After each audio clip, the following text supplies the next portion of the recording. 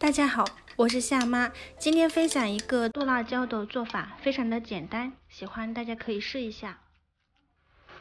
今天我们准备了2斤辣椒，先去给它洗干净，洗干净以后晾干水分。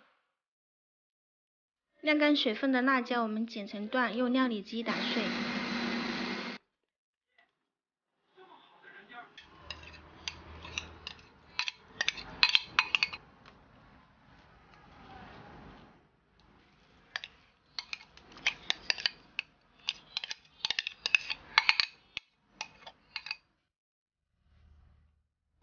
再把姜、蒜放在一起打碎，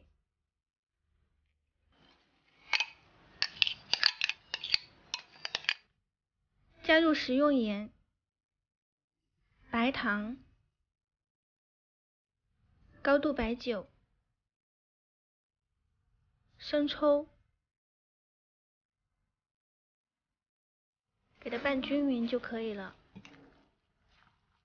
这样腌制出来的辣椒酱，第2天就可以吃，非常的简单又方便。